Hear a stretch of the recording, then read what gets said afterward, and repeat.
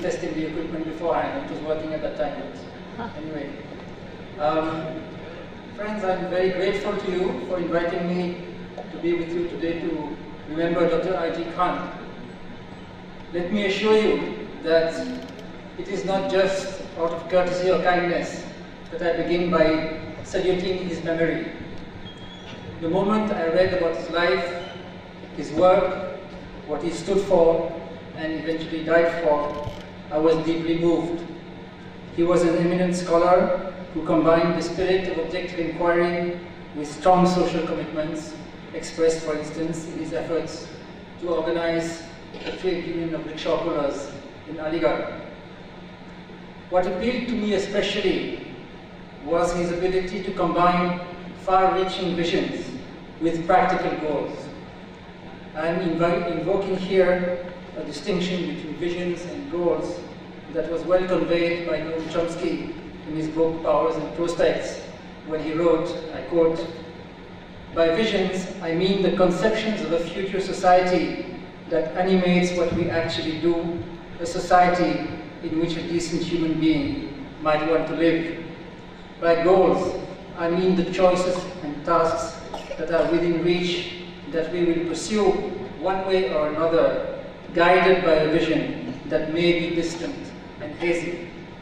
Similarly, Dr. I.G. Khan's own life, as I understand it from what I have read, was animated by a vision of a classless society, free of exploitation, communalism, and injustice, and at the same time it was also focused on practical goals, such as the empowerment of rickshaw pullers in Aligarh, or for that matter, the multiple ways in which he touched people's lives on a daily basis. The distinction between goals and visions is also relevant to the theme of today's gathering, which is hunger and social justice. Indeed, we can think of social justice as a vision and of freedom from hunger as a goal based on that vision. I am glad that the conveners of this gathering have placed the issue of hunger in the larger context of social justice, because that perspective is often missing from discussions of the subject. So let me proceed by sharing a few thoughts on this as a modest homage to the memory of Dr. I.G. Khan. First, let me clarify that by hunger, I don't mean just the pangs of hunger in an empty stomach, but the larger problem of undernutrition and related deprivations. Hunger, in the narrower sense of the pangs of hunger, is an extreme manifestation of this larger problem. How common it is not entirely clear.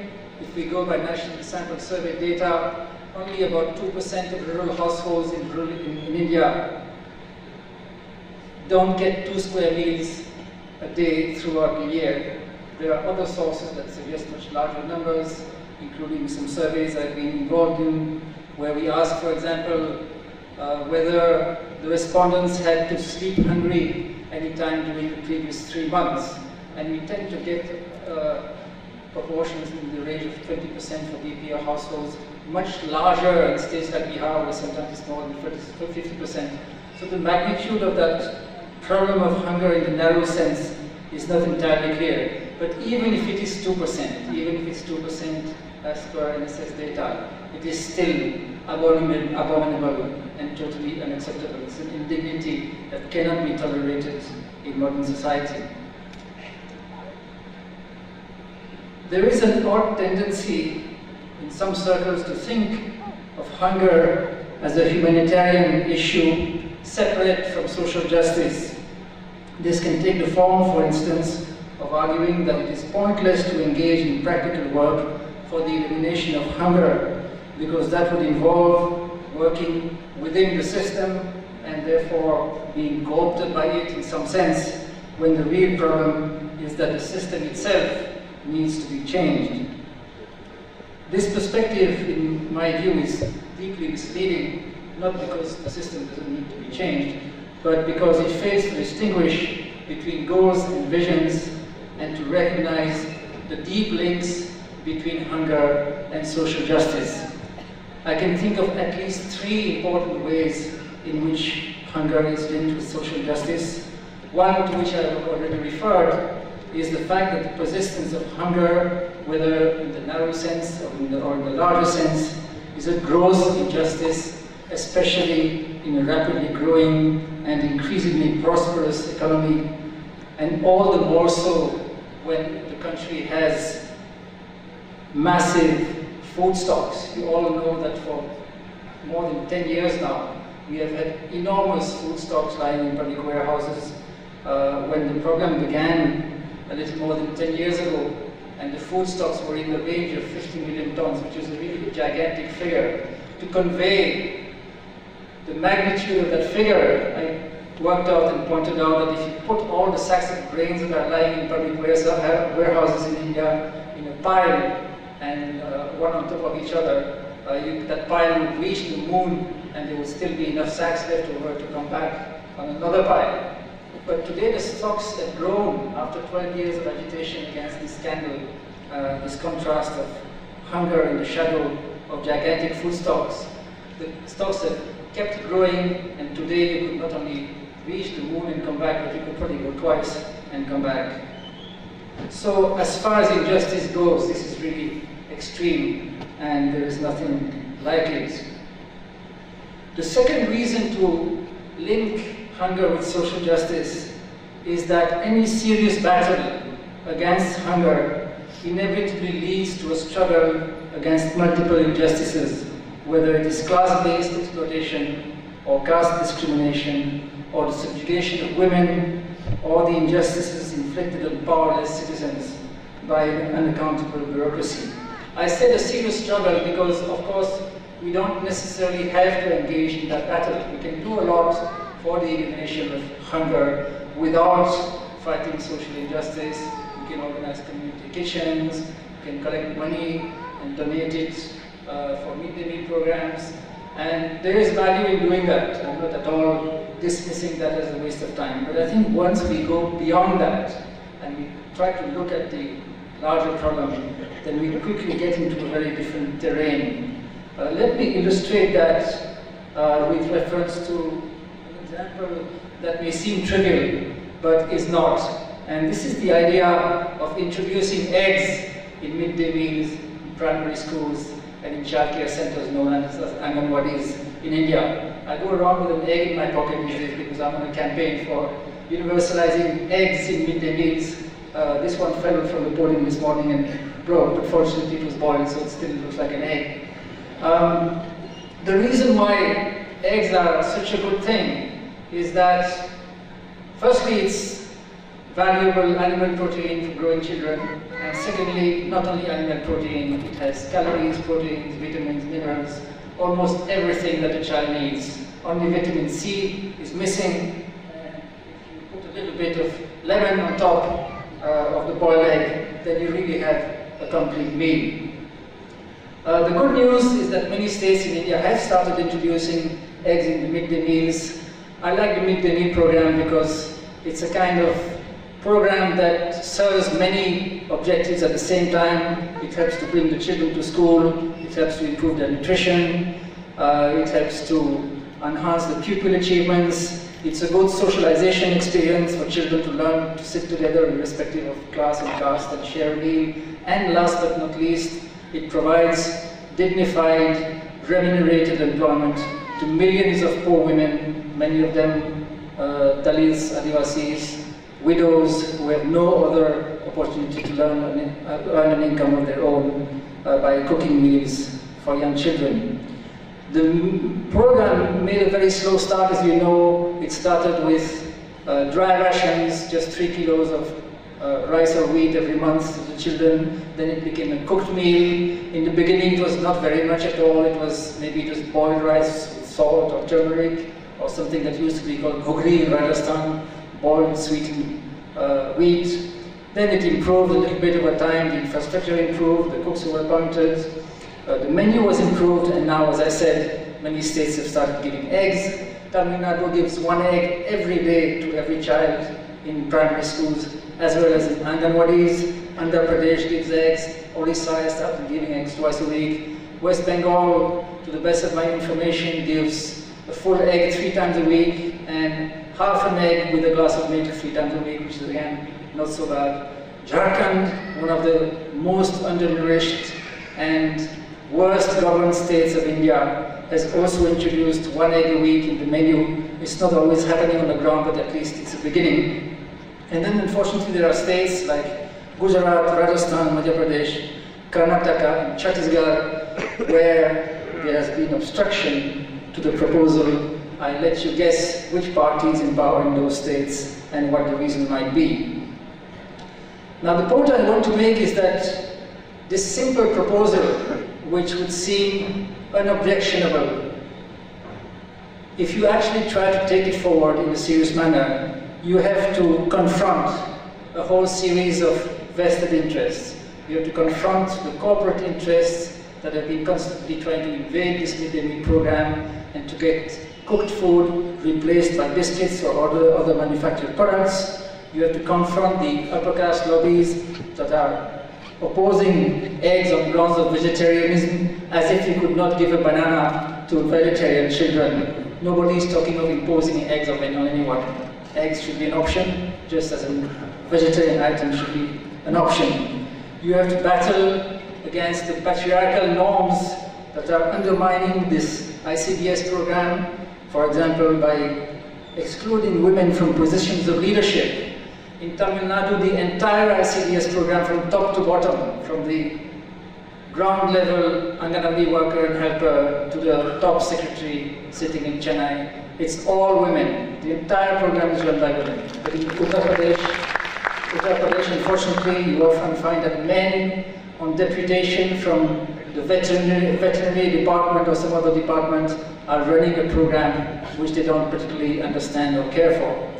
You have to battle, of course, also against corruption and what is called misgovernance, but which is actually a form of exploitation and injustice. And last but not least, you have to battle against the elitist character of the mainstream media and democratic politics in India, which tend to focus on the concerns and demands of the privileged and to marginalize this sort of issues. So the battle against hunger, if we take it seriously, quickly becomes also a battle against social injustice and the concentration of power.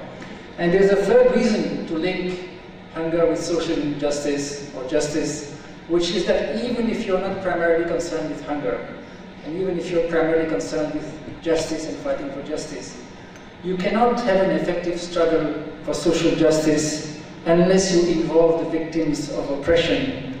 And that will force you to pay attention to their immediate needs and demands, including the right to be free from hunger.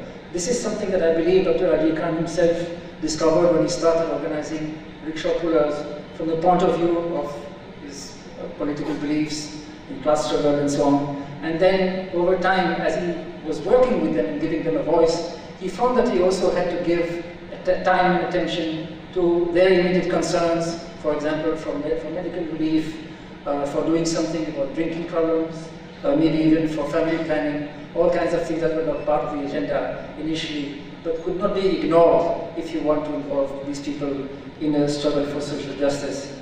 So for all these reasons, it is very important, I believe, to integrate our concerns with hunger on the one hand, with our concern for social justice on the other, just as Dr. Khan had done in his own inspiring work.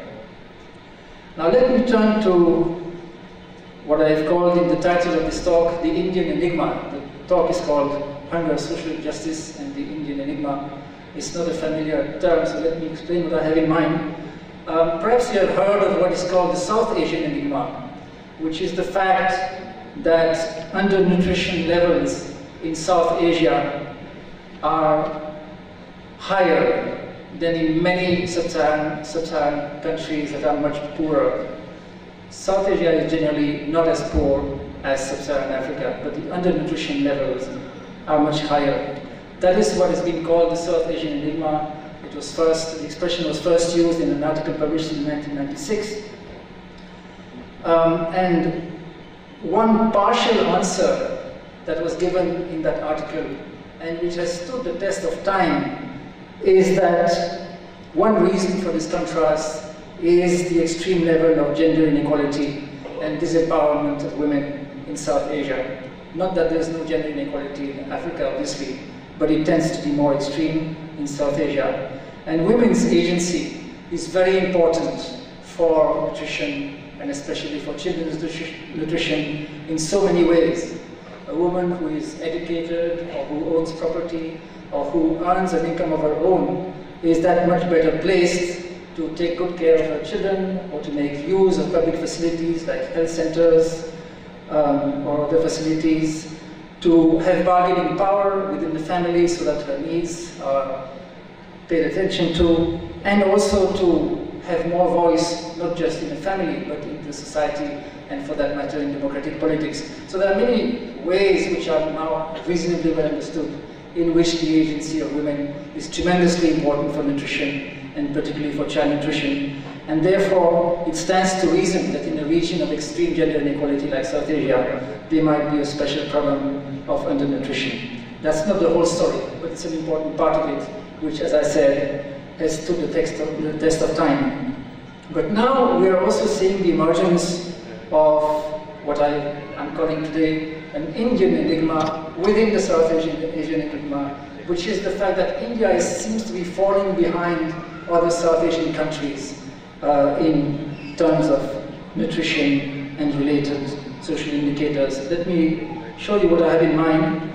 So now I have to start with the PowerPoint. This is something that I think is beginning to be widely known, but is still worth looking at, is how Bangladesh is overtaking India in terms of many social indicators, including child health and nutrition.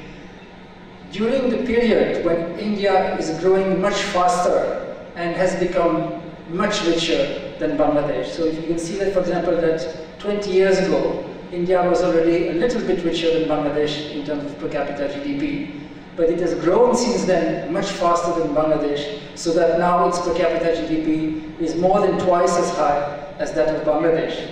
But in spite of India growing faster than Bangladesh in that period, it has fallen behind in terms of social indicators. For example, it had a much lower child mortality rate than Bangladesh 20 years ago, and now it has a higher mortality rate, child mortality rate than Bangladesh. And that applies to the other indicators. It doesn't apply to all social indicators, but it applies to many of them, as this slide illustrates, and it applies also to child nutrition indicators. Now the question arises, of course, why is that the case? Why, in spite of growing so much faster and now being so much richer than Bangladesh, we're not able to achieve the same in terms of health and nutrition? Well, here is one clue that may be of interest. It's quite interesting because this is data from two comparable surveys, 2006 in India, 2007 in Bangladesh, so just 1 year apart. It's as comparable as you can get. It's the demographic and health surveys. It belongs to a family of surveys known as the demographic and health surveys, which in India is called the National Family Health Survey. It's the same questionnaire, same method, same agencies, so you cannot dismiss this on grounds of the data not being comparable. And what we see is that whether we look at the coverage of immunization of children, or breastfeeding practices, vitamin supplementation, treatment of diarrhea with oral rehydration therapy, which is a simple and effective method to treat diarrhea. In all these respects, Bangladesh in 2007, that's already 7 years ago, was already getting pretty close to universal coverage. Not quite universal, but close to 90%, and if you looked at the same figures today, it would be even closer to 100%. Whereas in India, at the same time, in 2006, only a minority of children were enjoying the same facilities, and in the case of vitamin A supplementation, only 25%. Similarly, if you look at the coverage of sanitation in India, at that time, half of the rural households were forced to practice open defecation because of absence of any sanitation facilities, and the corresponding figure in Bangladesh was less than 10%. One thing that I find interesting is that these figures, and indeed all the figures I'm going to show you today, are conveniently accessible to any, you don't need a PhD in economics to download them from the internet. It's all in World Development Indicators and other publications, National Family Health Survey. Any adolescent with sufficient interest and motivation can download them and look at them. And yet these things somehow have not been noticed, let alone discussed in the mainstream media. I'll give a couple of further examples, just elaborating on this. Immunization rates. When I was working on the book on which these figures are based a couple of years ago, I knew, of course, that India's immunization record was not so good. I didn't realize that it was actually among the worst in the world. There are very few countries in the world today that have child immunization rates significantly lower than India's. As you can see, they are comparable on average to sub-Saharan Africa, whereas in Bangladesh the coverage is as good as universal. If you have 95% coverage of all basic vaccines, it's almost as good as 100% because the diseases cannot spread anymore. And if you look at measles alone, you're looking at a disease which is estimated to kill up to 100,000 children every year in India, even though it's vaccine preventable. And India's record in measles prevention in the last 10 years has been so bad that India's share in global measles mortality is estimated to have increased from about 16% in 2000 to 47% 10 years later. So this is the kind of tragedy, mass tragedy, that we're looking at, and yet none of this, to my knowledge, has been discussed in the mainstream media. You really have to go to specialized professional medical journals to see any discussion of the problem. So the problem begins with the fact that we're not able to see the facts for what they are, and to give the kind of attention to these basic issues that somehow seems to have happened in Bangladesh. Just one more example. I've already mentioned sanitation. Again, when I was working on this book, I knew already that 50% of rural households in India are constrained to practice open defecation because there are no sanitation facilities. That was the headline. Soon after the 2011 census, findings came out, and for 2 or 3 days there was some attention, and then it disappeared again into the background. So I knew that, and I think all of you know it. What I didn't realize is that the corresponding figure in Bangladesh is less than 10%, and in China, less than 1%. So there's a huge elephant in the room there that has in fact been around for decades and somehow doesn't receive the attention it deserves. Although in all fairness, it should be said that in the last 2 years, there has been some recognition of this being a real emergency, partly because of growing evidence that sanitation really is a very important determinant of child nutrition. In fact, we have one more explanation here, or partial explanation, for the South Asian enigma, which is that the sanitation levels are much worse in South Asia, because if you look at open defecation per square kilometer, which is what matters from the point of view of health hazards, it's worse in India than any other country in the world by a long margin. It's far worse than sub-Saharan Africa. So it adds to the gender-based explanation of the South Asian enigma. So all this has begun to be a little better known now.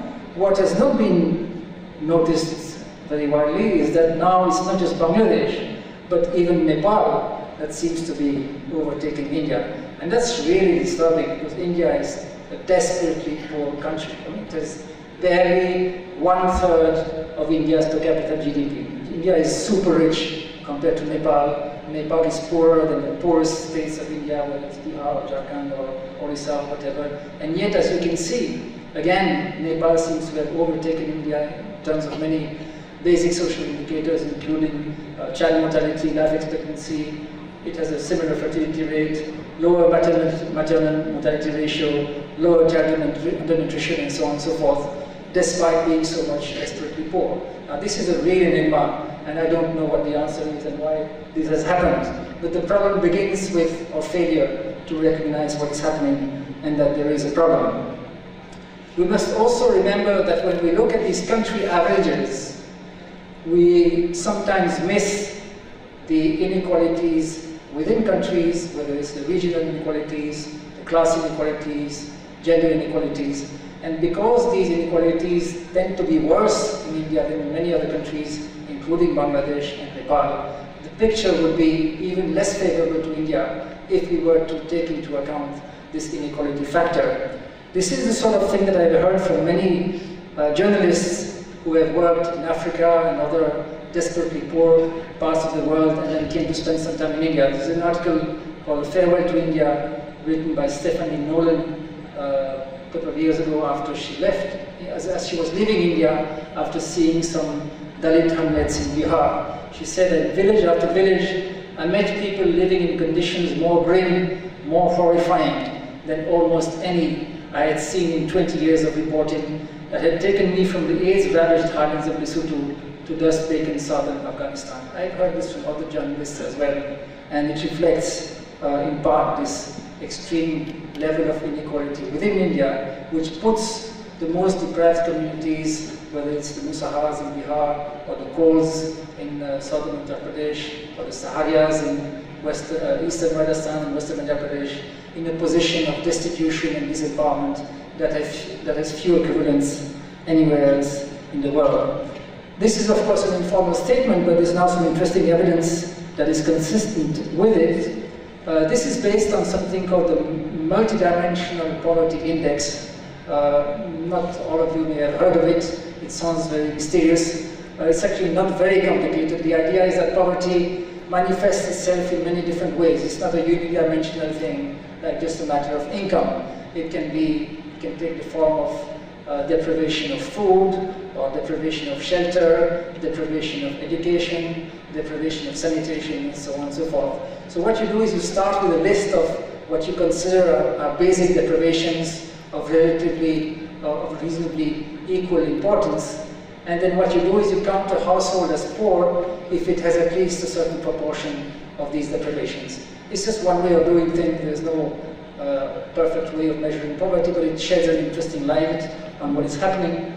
And so you do that. Then once you count the proportion of households that have more than a certain proportion of deprivations, you can calculate the proportion of the population that lives in poverty according to this multidimensional poverty index. It's a kind of alternative to the headcount ratio based on per capita expenditure or to the Human Development Index.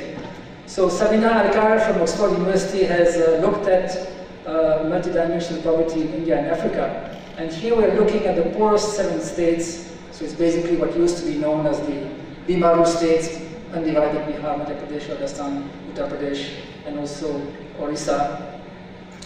That's in India, and then in Africa we're looking at 27 poorest countries, areas of roughly the same population, and roughly speaking you're looking at something like the poorest half of India and the poorest half of sub-Saharan Africa. And then for those two areas she finds that the extent of poverty is about the same. 70% of people live in what she counts as multidimensional poverty.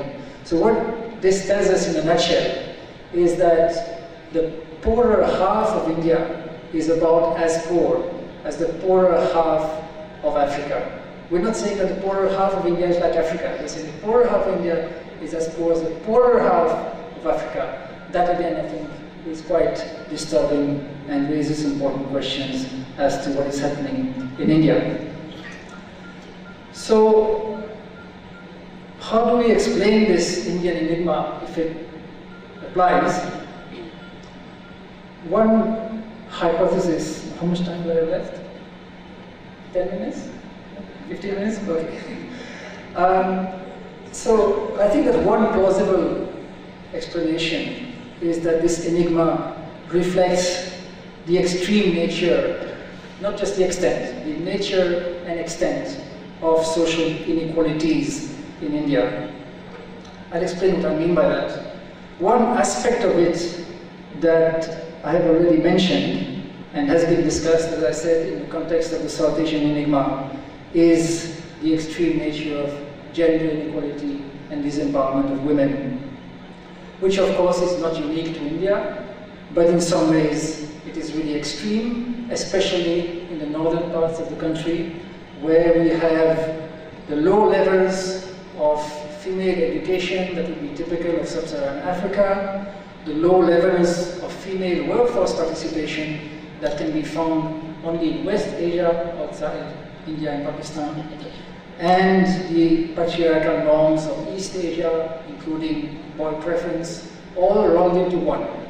All of this combined in the same region and producing levels of gender inequality and women's disempowerment that have few parallels anywhere else in the world. And in that context, it's interesting to note that in Bangladesh, of course, a lot of this applies or applied as well, still applies today. But unlike in India, in Bangladesh, there are now some significant signs of change and of improvement in gender relations. For example, if you look at the participation of women in the workforce, which is a very important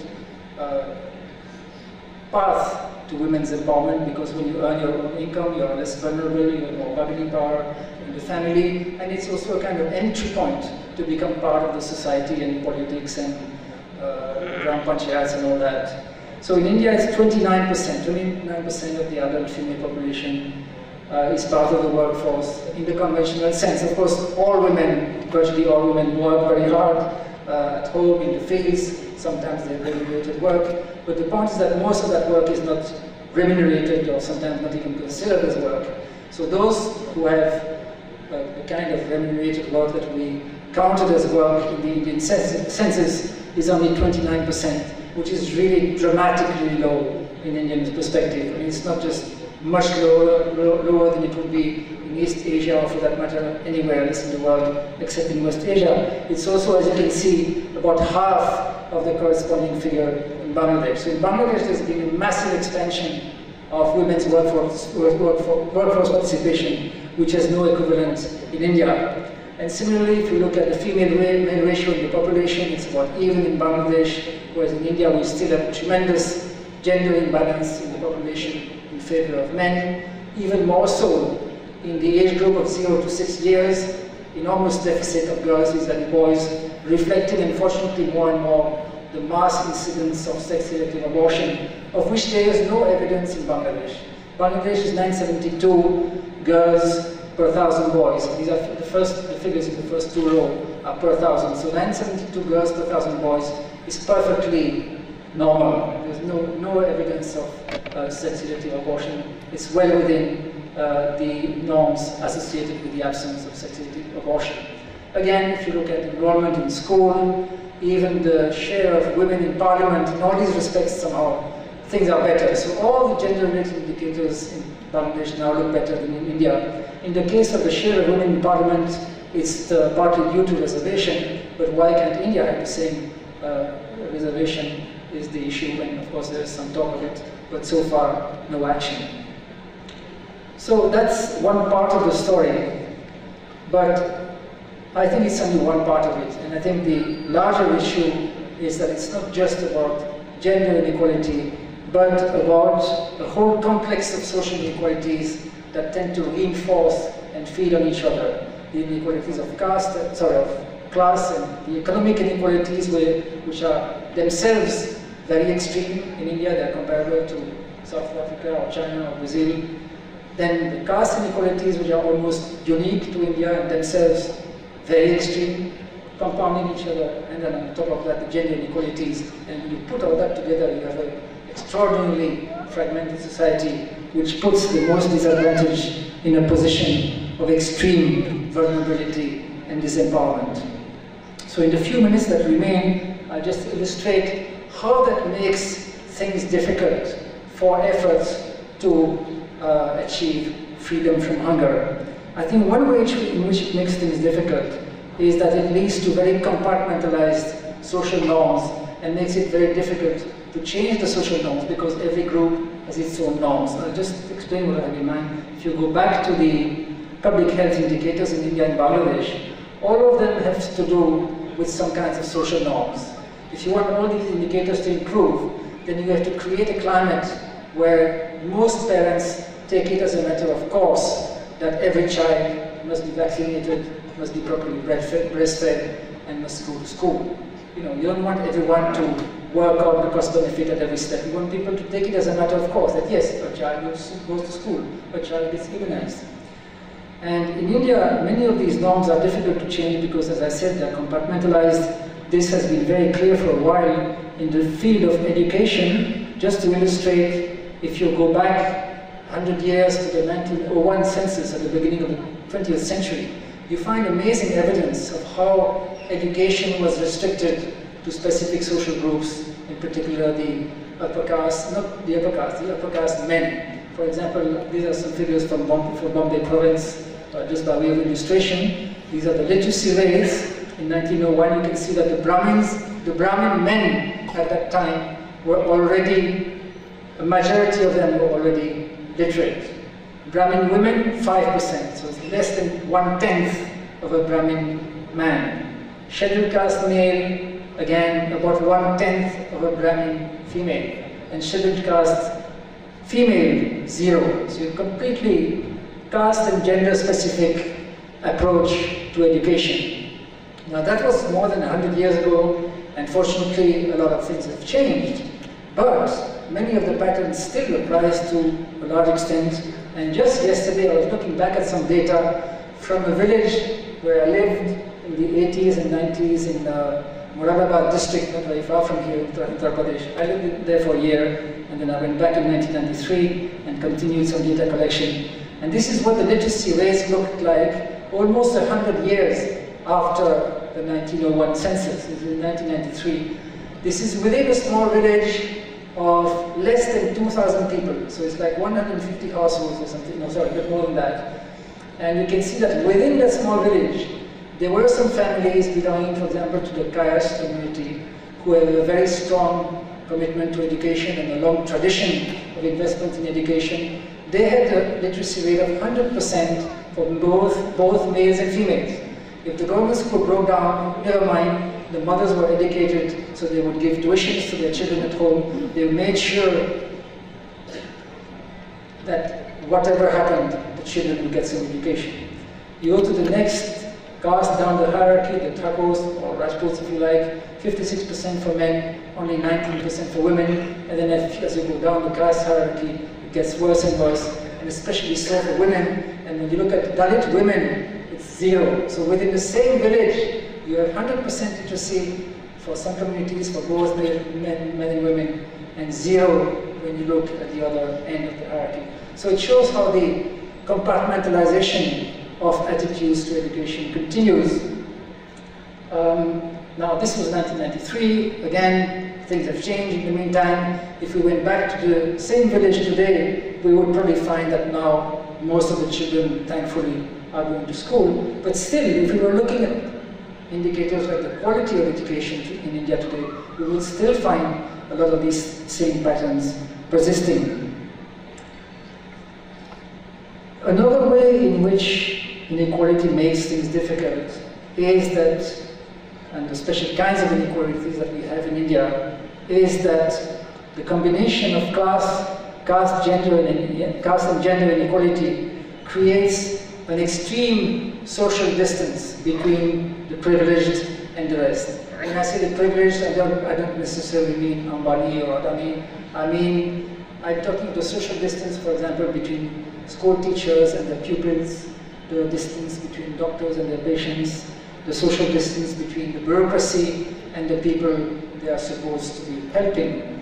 And in our efforts to demand more extensive and effective social programs for the elimination of hunger, such as midday meals, on which I've commented, or the public distribution system, or the National Rural Employment Guarantee Program, one persistent problem is the deep hostility to these programs among people in positions of power and influence, because of their difficulty in putting themselves in the shoes of the underprivileged, because they are so far from them. For example, in the context of the implementation of the National Rural Employment Guarantee Act, it's a constant problem how the average BDO or district collector or even sometimes the sarpanch have negative attitudes towards working people. And if you say, well, why aren't the levels of employment under this program higher, they will say things like, log kaam karna nahi chahte hain, asli hai, daru peete hain. This kind of attitude is absolutely endemic. And it's not because they are bad people, some of them may be good people. It's a kind of defense mechanism to rationalize your privileges and justify abdication of responsibility. Same mindset can be seen very transparently in the relentless attacks against social programs in the business media, where they are continuously disparaged, for example, as handouts for the poor, even as much larger handouts for the rich are welcomed as so-called incentives.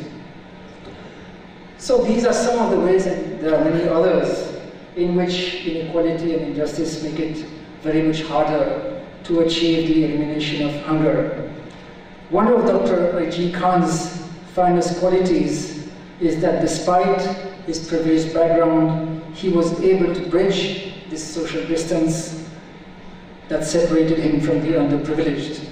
As his daughter Tara aptly put it in one of her writings, he did not see classes as aggregates, but as individuals, and that is why he spent a lot of his time in the field, getting personally acquainted with each individual rickshaw puller. Let us take inspiration from his public-spirited life and learn to see the elimination of hunger as an integral part of the larger battle for social justice. Thank you.